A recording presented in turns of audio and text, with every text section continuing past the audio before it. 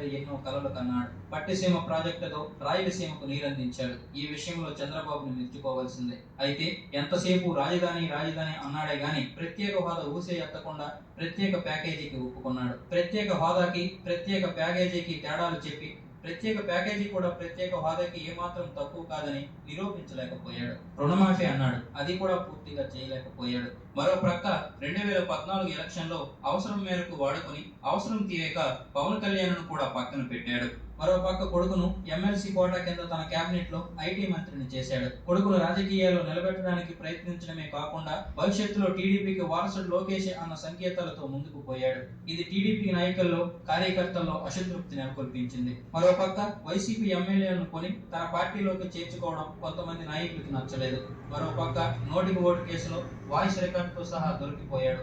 2018లో TTD బోర్డులో జరుగుతున్న అవకతవకల మీద ఆగమ శాస్త్రాలకు విరుద్ధంగా శ్రీవారి వంటశాలలోని నేలమాలిగలో ఉన్న విలువైన ఆభరణాల కోసం జరిగిన తవ్వకాల వెనుక చంద్రబాబు హస్తం ఉందని సంచలన ఆరోపణలు వచ్చాయి. మరోపక్క అదే సమయంలో వైసీపీ ప్రత్యేక హోదా నినాదాన్ని తెరపైకి తెచ్చింది. జగన్ తన ఎంపీలతో పార్లమెంట్ లో ప్రత్యేక హోదా కోసం పోరాడుతున్నట్లు నటించాడు. దీంతో అప్పట్లో ఆంధ్రప్రదేశ్ ప్రజల్లో మళ్లీ ప్రత్యేక హోదా ఆశలు రేకెత్తాయి.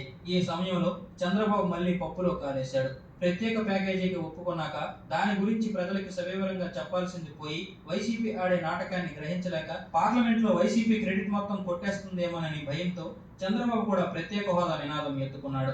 4 సంవత్సరాలు బీజేపీ టీడీపీ మూతులు నాక్కున్నాక చివరిలో బీజేపీతో తెగదెంపులు చేసుకొని నల్లబట్టలు వేసుకొని దీక్షలు చేపట్టి స్కూల్ పిల్లలతో కాళ్ళు మొక్కించుకుంటే ప్రజలు నమ్మేస్తారని చంద్రబాబు అనుకున్నాడంటే ప్రజలు ఎంత ఎర్రిపప్పుల కింద లెక్కేసుకున్నాడో ఊహించుకోవచ్చు. ఏది ఏమైనా చివరిలో అధికారం కోసం చంద్రబాబు పడే తాపత్రయం చూస్తే ఒక్కొక్కసారి నవ్వొస్తుంది, మరొకసారి సిగ్గేస్తుంది. చంద్రన్న పథకం, పసుపు కుంకుమ లాంటి పథకాలు త్వరిగా ప్రవేశపెట్టాడు. 1000 రూపాయలు పెన్షన్ను 2000 చేశాడు. డ్వాక్రా మహిళలకి, ఆశా వర్కర్లకి జీతాలు పెంచాడు. ఇవన్నీ కూడా చంద్రబాబు రాజకీయ హుందాతనాన్ని దెబ్బతీసేయే తప్ప మేలు చేయలేదు.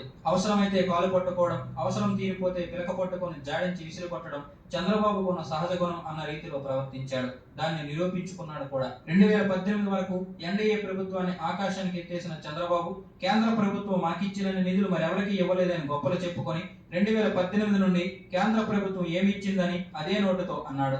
ఇక్కడే చంద్రబాబు ద్వంద్వ నీతి ప్రజలకి అర్థమైంది. దీంతో పాటు చంద్రబాబుకి 2019 ఎన్నికల్లో కూడా గెలుస్తానని నమ్మకం ఏమిటంటే అంతకుముందు తనకి 2 సార్లు వరుసగా అధికారం ఇచ్చిన ప్రజలు, వైఎస్ఆర్కి వరుసగా 2 సార్లు అధికారం ఇచ్చిన ప్రజలు, కేసీఆర్కి వరుసగా 2 సార్లు అధికారం ఇచ్చిన ప్రజలు ఇప్పుడు తనకు కూడా వరుసగా 2 సార్లు ఖచ్చితంగా అవకాశం ఇస్తారని ఎవరితో పొత్తు పెట్టుకోకుండా మొదటిసారిగా ఒంటరిగా 2019లో జరిగిన ఎలక్షన్ల బరిలో దిగాడు. అన్ని గుర్తు పెట్టుకున్న ప్రజలు వైఎస్ జగన్ కు 151 సీట్లు ఇచ్చి టీడీపీకి కేవలం 23 సీట్లు ఇచ్చి ఘోరంగా ఓడించారు.